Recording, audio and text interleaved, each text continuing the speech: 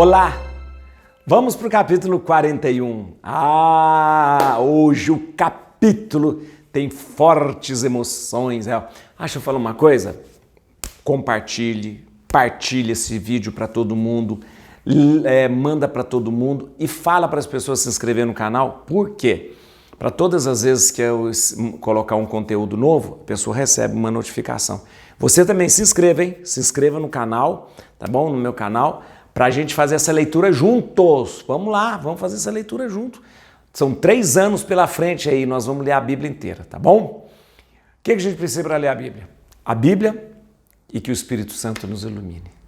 Que Ele então possa nos iluminar, que o nosso coração se torne dócil para a sua ação, para que a gente possa escutá-lo e para que a gente possa, conduzido por Ele, entender, compreender e rezar a palavra de Deus. Pega a sua Bíblia, capítulo 41 de Gênesis. Vamos ler. É bonito esse capítulo, gente. Aliás, toda a Bíblia é muito bonita, né, gente? Fala a verdade. É os sonhos do faraó. Mais uma vez sonhos, mais uma vez José, mais uma vez a gente vai entender aqui muita coisa interessante aqui, tá bom? 2 anos depois, o faraó teve um sonho.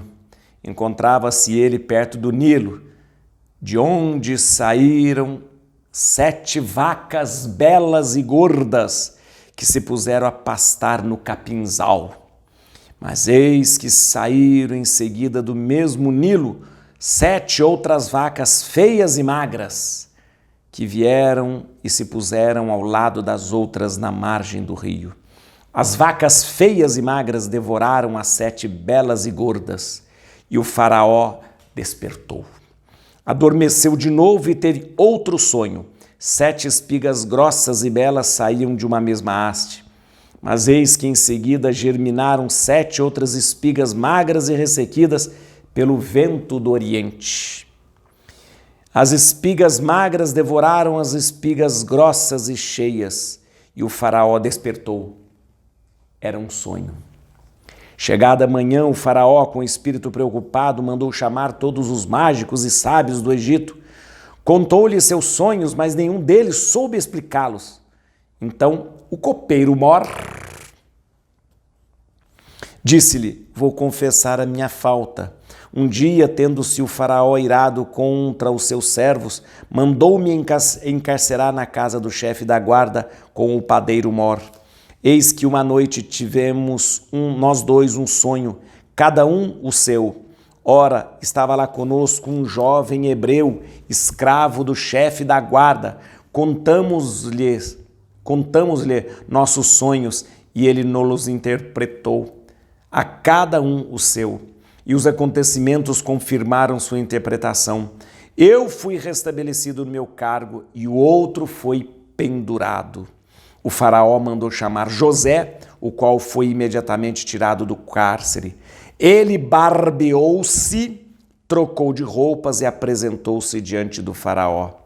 Este disse-lhe: tive um sonho que ninguém pôde interpretar, mas ouvi dizer de ti que basta contar-te um sonho para que tu o expliques.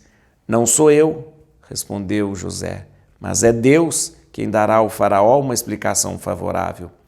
O faraó disse então a José: em meu sonho eu estava à margem do Nilo, e eis que do Nilo saíam 7 vacas gordas, e nelas, 7 vacas gordas e belas, que se puseram a pastar no capinzal. E saíram em seguida 7 outras vacas magras, feias e disformes, como jamais vi em todo o Egito. As vacas magras e feias devoraram as 7 primeiras, as gordas, que entraram no seu ventre como se nada fossem, pois ficaram tão macilentas e feias como antes. Nesta altura despertei-me e tive outro sonho. Vi elevar-se de uma mesma haste 7 espigas cheias e belas, mas eis que as outras espigas medíocres, finas e queimadas pelo vento do Oriente, germinaram em seguida. E as espigas magras engoliram as 7 belas espigas. Em vão contei tudo isso aos mágicos, nenhum deles pôde dar-me a explicação. José disse ao faraó: o duplo sonho do faraó reduz-se a um só. Deus revelou ao faraó o que ele vai fazer. As 7 belas vacas são 7 anos, e as 7 belas espigas igualmente 7 anos. O sonho é um só. As 7 vacas magras e as feias que saíram em seguida são também 7 anos. E as 7 espigas vazias e queimadas pelo vento do Oriente serão 7 anos de miséria. É como eu disse ao faraó, Deus lhe revela o que vai fazer. Haverá 7 anos de grande abundância para o Egito. Virão em seguida 7 anos de miséria que farão esquecer toda a abundância no Egito. A fome devastará o país e a abundância do país não será mais notada por causa da fome que seguirá, porque será violenta. Se o sonho se repetiu 2 vezes ao faraó, é que a coisa está bem decretada da parte de Deus, que vai apressar-se em executá-la. Agora, pois, escolha o rei, um homem sábio e prudente, para pô-lo à testa do país. Nomeie também o faraó, administradores do país que recolham a 5ª parte das colheitas do Egito durante os 7 anos de abundância. Eles ajuntarão todos os produtos destes bons anos que vêm e armazenarão o trigo nas cidades à disposição do faraó como provisões a conservar. Esses mantimentos formarão para o país uma reserva em previsão dos 7 anos de fome que assolarão o Egito. Desta forma, o país não será arruinado pela fome. E essas palavras agradaram o faraó e toda a sua gente. Poderíamos, disse-lhes ele, encontrar um homem que tenha tanto como este o Espírito de Deus? E disse em seguida a José, pois que Deus te revelou tudo isso, não haverá ninguém tão prudente e tão sábio como tu. Tu mesmo serás posto à frente de toda a minha casa e todo o meu povo obedecerá à tua palavra. Só o trono me fará maior do que tu. Vês?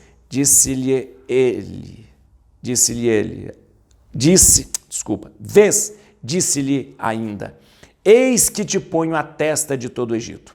E o faraó, tirando o anel de sua mão, pôs na mão de José e o fez revestir-se de vestes de linho fino e meteu-lhe ao pescoço um colar de ouro.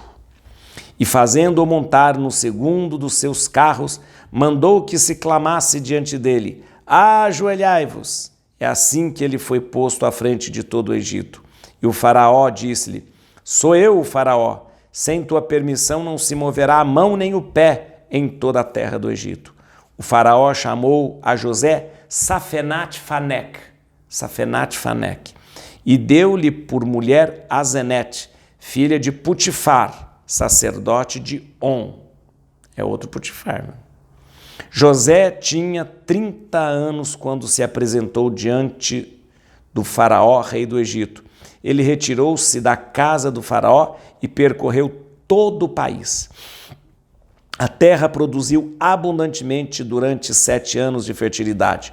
José ajuntou todo o produto destes 7 anos no Egito e os pôs em reserva nas cidades e os mantimentos nos campos que estavam ao redor de cada cidade. Guardou-os na mesma cidade. José ajuntou trigo como a areia do mar em tal quantidade que se não podia contar, pois que ela excedia toda a medida. Antes que viesse o ano de fome, nasceram a José 2 filhos que lhe deu Azenete, filha de Putifar, sacerdote de On. José chamou ao primeiro Manassés, porque dizia ele, Deus me fez esquecer de todo o meu trabalho e de toda a minha família. Chamou ao segundo Efraim, porque disse ele, Deus tornou-me fecundo na terra da minha aflição. Tendo acabado os 7 anos de abundância que houve no Egito, os 7 anos de miséria começaram, assim como tinha predito a José. A fome assolou todos os países, mas havia pão em toda a terra do Egito. Em seguida houve fome também no Egito, e o povo clamou ao faraó pedindo pão. Este disse a todos os egípcios, ide a José e fazei o que ele vos disser. como a fome assolasse toda a terra, José abriu todos os celeiros e vendeu víveres aos egípcios. Mas a penúria cresceu no Egito e de toda a terra vinham ao Egito comprar trigo a José, porque a fome era violenta em toda a terra. E que história bonita! Para começar, vamos lembrar uma coisa muito importante. Que José que nós estamos falando? Não é José, esposo de Maria, pelo amor de Deus, não tem nada a ver. Lembra, nós estamos no século XVIII, antes de Cristo. Ainda vai passar 1700 anos até José, esposo de Maria, existir, tá bom? Então estamos aqui com José, filho de Jacó, né, um dos filhos de Jacó, nascido de Raquel, lembra? Irmão dos outros 11 que venderam ele, aqueles irmãos bonzinhos que ele tem, né? Que venderam ele, tá bom? Aí o que aconteceu? Coitado, foi colocado na prisão por causa daquela armadilha da mulher do Potifar, aquele funcionário do faraó.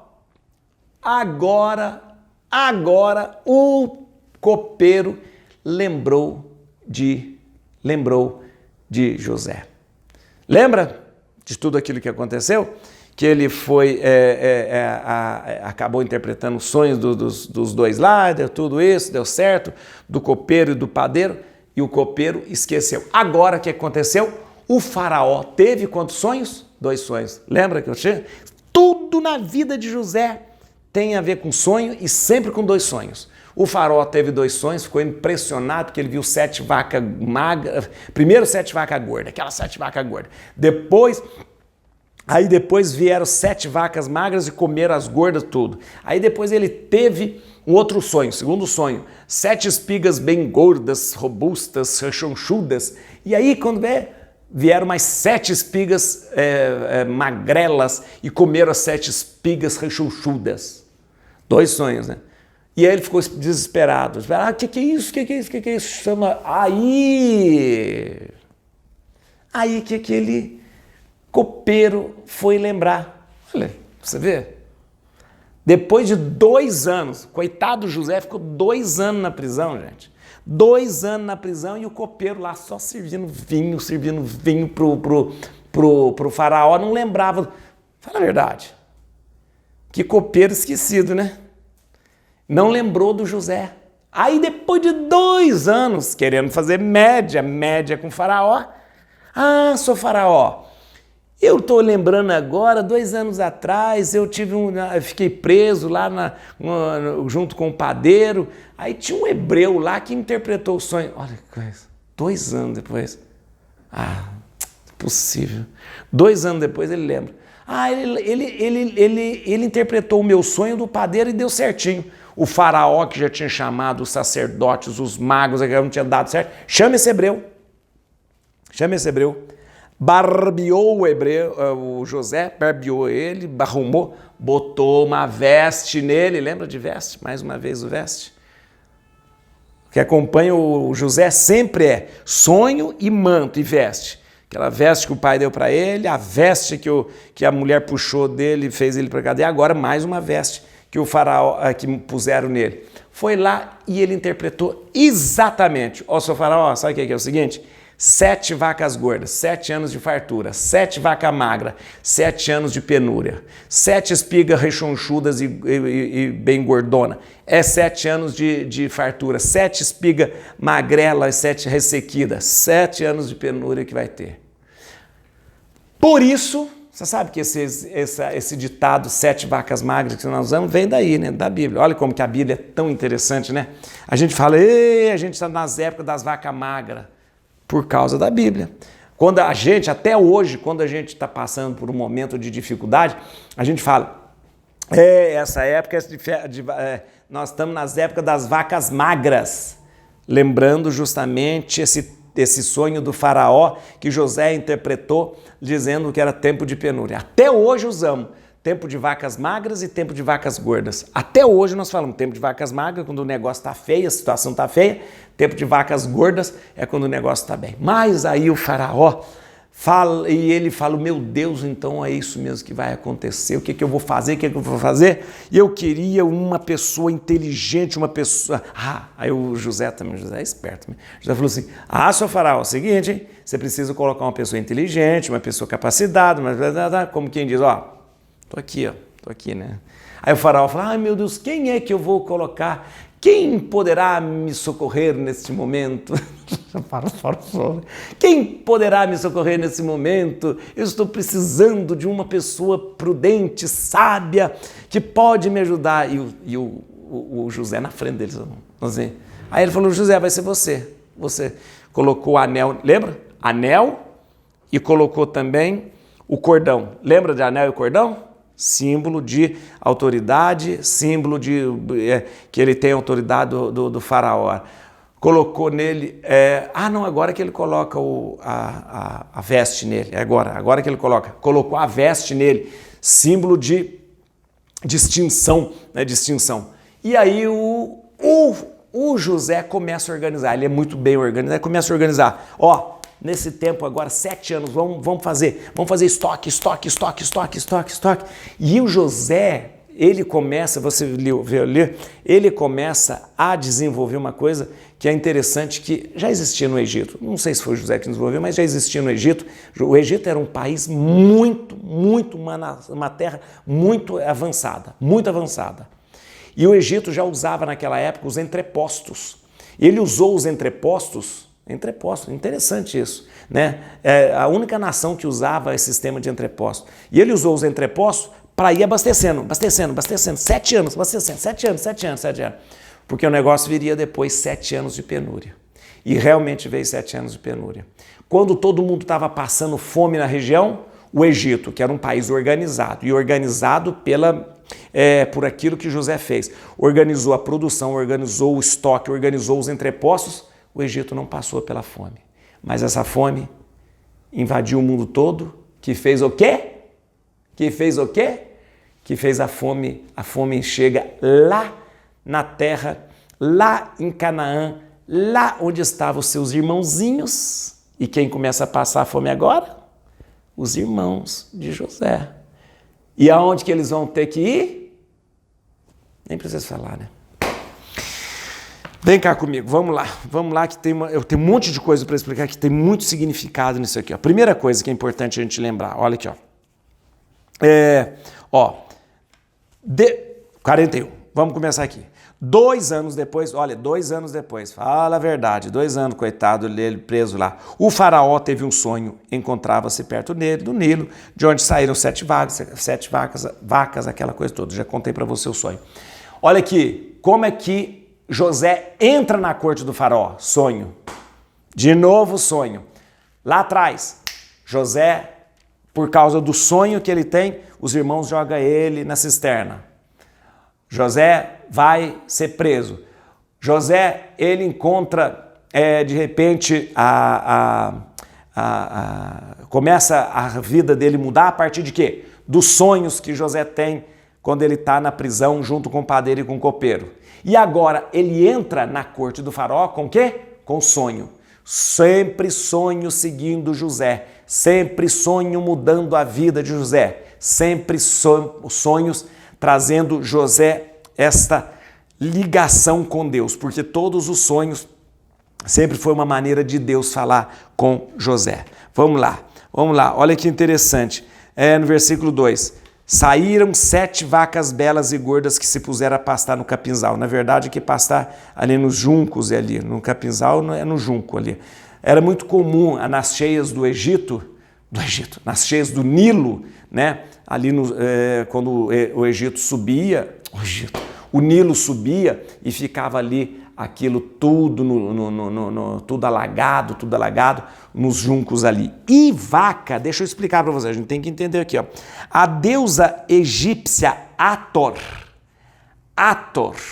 deusa egípcia Hathor. Vamos ver aqui, a figura da deusa egípcia Hathor. Essa é a deusa egípcia Hathor. É uma vaca, tá vendo?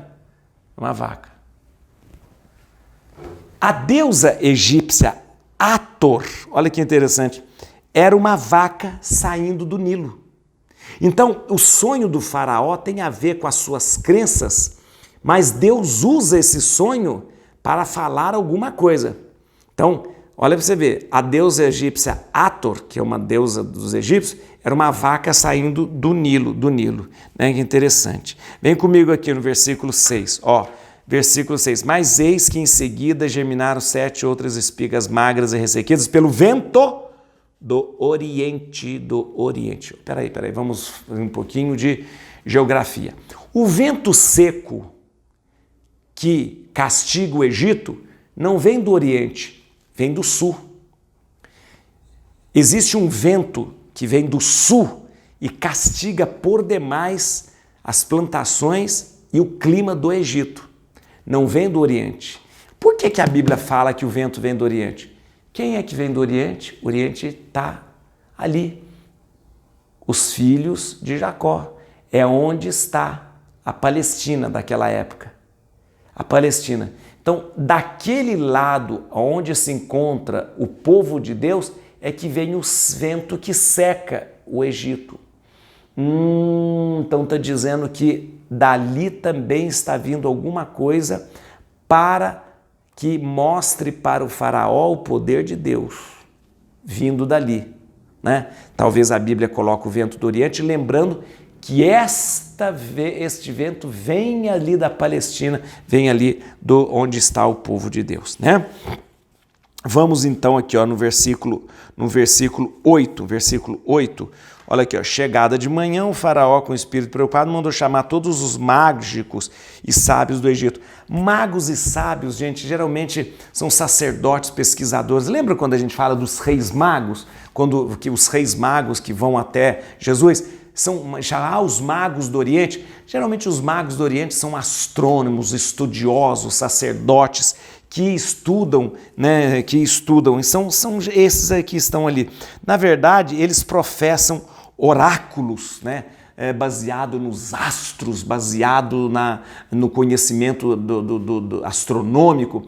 São pessoas, são estudiosos que, na verdade, não souberam explicar nada desse sonho do faraó, né? Olha aqui, é uma coisa interessante, vem cá no versículo 14, vamos lá, que está muito bom esse texto hoje. Ó. O faraó mandou chamar José, o qual foi imediatamente tirado do cárcere. Ele barbeou-se e trocou de roupas e apresentou-se diante do faraó. Né? Esse diz, tive um sonho, vamos lá, vamos pregar direitinho. Primeira coisa, nossa, você pode perguntar, mas peraí, o faraó mandou chamar um hebreu? Um estrangeiro e deu ouvidos para um estrangeiro? Sim. Vamos estudar a história aqui. Textos egípcios desta época mencionam estrangeiros trabalhando na corte do faraó. Então, provavelmente, com toda certeza, José estava na corte do faraó. Porque textos históricos egípcios dessa época atestam. Sim, havia estrangeiros, principalmente do Oriente e também mais ao Oriente, trabalhando na corte do faraó. Sim, tinha sim, né? E mais, estrangeiros ocupavam altas funções na corte do faraó. Isso atestado por textos egípcios. Então, procede o fato de José, um hebreu, José, um estrangeiro, vai ter um alto cargo na corte de Faraó. É uma coisa interessante, você viu que ele fez questão de dizer, aqui ó, olha que fez questão de dizer, onde está? Não está aqui. Não está. Aqui. Fez questão, ele barbeou-se e trocou de roupas e apresentou-se diante de Faraó. Por que a Bíblia faz questão de dizer que ele barbeou-se? É importante se lembrar de um costume. Reis e pessoas importantes no Egito tinham que estar barbeadas e muito bem escanhoadas. Os faraós, altos funcionários, precisavam estar bem barbeados. Geralmente se usava navalhas afiadíssimas, navalhas para se barbear. E olha que interessante, agora você vai lembrar na sua cabeça aqui, ó. E por isso que faraós e altos funcionários usavam barbas postiças. Lembra? Vou te mostrar aqui, ó. Olha aqui. Olha aqui, nos desenhos egípcios você sempre vê os faraós, né, usando barbas postiças aqui no queixo, aqui, ó. Aqui no queixo, tá vendo? São barbas postiças. Inclusive, as máscaras mortuárias dos faraós sempre apresentam, tá vendo? Olha lá, olha lá. Apresenta essas barbas postiças. Por quê? Porque altos funcionários e principalmente faraós precisavam estar barbeados. Estando barbeados, eles usavam barbas postiças. Por isso que essas figuras que você vê desses faraós aí, dessas coisas, sempre tem essas barbichas. Aquilo tudo era barba postiça. E eu acho importante lembrar que entre os historiadores diziam sobre os egípcios que é o seguinte, todo queixo bem educado, ou seja, precisava estar igualmente bem escanhoado. Escanhoar é barbear, né?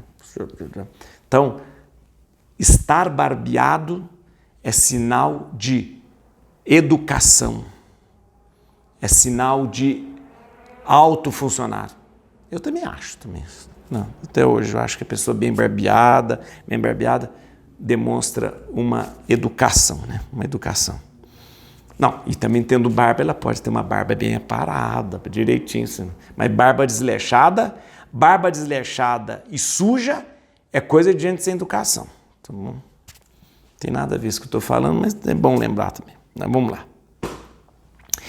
Vamos lá, gente. E ele disse que mudou de roupa também, olha que interessante. E apresentou, ele barbeou-se, trocou de roupas e apresentou diante do faraó. Trocou de roupas. Barbear significa que ele agora faz parte de bem educado, alto funcionário e trocou de roupa. Ou seja, trocou de função, trocou de cargo, trocou a sua vida. Que interessante isso. Olha, vamos lá. No versículo 16, olha que interessante o versículo 16, que ele afirma, não sou eu, respondeu José, mas é Deus quem dará ao faraó uma explicação favorável.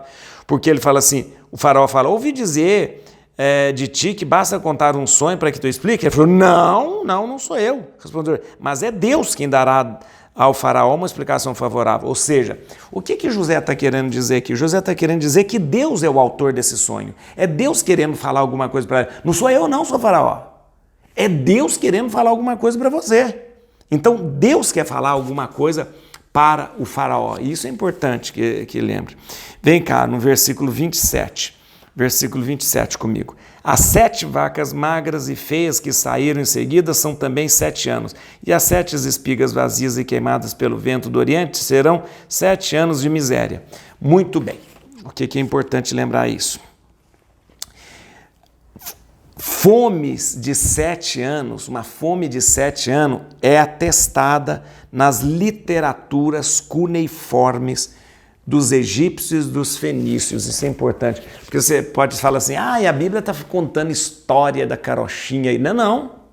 A Bíblia está inventando história de José. Não. Existe uma fome de 7 anos que é atestada na literatura egípcia e fenícia. Nem é na Bíblia. A Bíblia está falando aqui, mas a Bíblia, literaturas traz uma comprovação da Bíblia. Há literaturas cuneiformes. Sabe o que é cuneiforme, né? Aquela escrita em forma de cunha, que dão ciência, nos trazem, né, relatos sobre uma fome de 7 anos na região do Egito e na Fenícia. Fenícia hoje é o atual Líbano hoje, né? Tá bom? Então é importante você saber disso. Não é uma história inventada pela Bíblia, não. Existe aí uma comprovação histórica de tudo isso, tá bom? Vem cá, 32 é importante você saber, 32. Se o sonho se repetiu 2 vezes ao faraó, é que a coisa está bem decretada da parte de Deus, que vai apressar-se em executá-la. Isso aqui vem lá das raízes mesopotâmicas do José. Na verdade, o número é muito importante, principalmente no costume hebreu, no costume dos judeus, mas já isso, lá na Mesopotâmia, os números têm um significado muito forte. E 2 vezes, quando uma coisa acontece 2 vezes, é porque significa Deus realmente comprovando e ratificando, tá bom? Então uma coisa interessante que você vai ver aqui, ó, também, ó. Agora, pois, na hora que... depois que ele fala de tudo, né? Aí o José fala, agora, pois, escolha o rei, um homem sábio e prudente, para pôr a testa do país. Atenção, sábio e prudente, sábio e inteligente, sábio e inteligente, sábio e prudente, sábio e inteligente. É importante lembrar, o texto usado aqui nem é prudente, o original é inteligente, que tem conhecimento, sábio e que tem conhecimento. Olha que interessante, olha que interessante. Essas são qualidades que vão ser ditas dos assistentes de Moisés, pessoas inteligentes e sábias. Essas são as qualidades ditas de Salomão, inteligente e sábio. Essas são as qualidades de Davi, inteligente e sábio. E agora, estes são 2 dons do Espírito Santo, que em Isaías capítulo 11, versículo 2 fala pra gente. Olha que interessante. São dons do Espírito Santo. Dom do conhecimento, da inteligência e dom da sabedoria. Como é que a igreja determina e chega à conclusão que são 7 dons do Espírito Santo? Como é que você sabe de onde que vem? Os 7 dons do Espírito Santo? Os 7 dons do Espírito Santo vem descrito em Isaías capítulo 11. E 2 dons do Espírito Santo, o conhecimento conhecimento e a sabedoria, são aqui já descritas. Quando José fala, precisa de um homem que tenha conhecimento, inteligência e sabedoria. Em outras palavras, José está dizendo, precisa-se de alguém que tenha dons do Espírito Santo. Olha como que as coisas se ligam, tá vendo? Olha como que as coisas se ligam. Interessante, né, gente? Fala a verdade, isso é muito bonito mesmo. 35, vem cá comigo aqui, 35. Eles ajuntarão todos os produtos desses bons anos que vêm e armazenarão o trigo nas cidades, à disposição do faraó, como provisões a conservar. Esses mantimentos formarão para o país uma reserva em previsão dos 7 anos de fome que assolarão o Egito. Dessa forma, o país não será arruinado pela fome. Gente, aqui tem uma coisa muito interessante que você precisa saber em questão de história. A organização egípcia, da economia egípcia, é baseada, como eu disse para você, em entrepostos. Isso foi um avanço na economia e na administração do país. Isso é muito interessante. O Egito era um dos países mais adiantados na arquitetura, na astronomia, na ciência. Tanto é que a gente tem um monte de coisas que a gente fala, do Antigo Egito, baseado no Antigo Egito. Veja as construções das pirâmides, os estudos astronômicos que eles faziam, tantas coisas que os egípcios inventaram, tantas coisas que os egípcios conheceram. E na economia eles foram avançadíssimos. E existia entre eles já, na administração, o sistema de entrepostos. Né? Os entrepostos, ou seja, nas colheitas, naquilo que se colhia, você ia ajuntando tudo isso nos entrepostos, porque a distribuição ficava igual para o país todo. E aqui você percebe que José usa esta estrutura dos entrepostos e organiza um tempo de arrecadação de alimentos, um tempo de arrecadação do trigo, dos grãos, prevendo um tempo de agruras, um tempo de escassez. Então ele usa o esquema e o sistema de entrepostos dos egípcios e organiza. Muito interessante saber disso, porque você vê como que a Bíblia vem atestar tudo que já existia. A Bíblia dá conta para a gente e nos traz até nós esse sistema já de entrepostos que existia na organização egípcia, e o José usa e organiza junto ao faraó para que não haja escassez, para que não haja fome naquele tempo de escassez. Muito interessante mesmo, viu, gente? Vem aqui comigo aqui, ó. No 42, olha que interessante, o faraó, tirando o anel de sua mão, pôs na mão de José e o fez revestir-se de vestes de linho fino e meteu-lhe ao pescoço um colar de ouro. Lembra, eu falei para você, gente, anel e cordão. Lembra da história do anel e do cordão lá do Judá, que ele deu lá para Tamar? E depois acabou descobrindo que era ele que era o pai. Lembra daquele negócio do anel? Né? Ele, eu quero um penhor. Aí ele deu o anel e deu o cordão para ela. Aí isso que fez descobrir que ele era o pai dos filhos de Tamar. Mas, peraí, cordão e anel significa poder, cordão e anel significa que ele tem o poder de administrar. Cordão e anel significa que ele agora, em nome do faraó, vai fazer. E realmente, em nome do faraó, ele organizou toda aquela estrutura de economia do Egito naquela época. Mas tem uma coisa interessante, o faraó deu para ele uma veste de linho puro. Mais uma vez, terceira veste que ele recebe. Primeira veste, quando o seu pai fez uma veste com um manto todo colorido.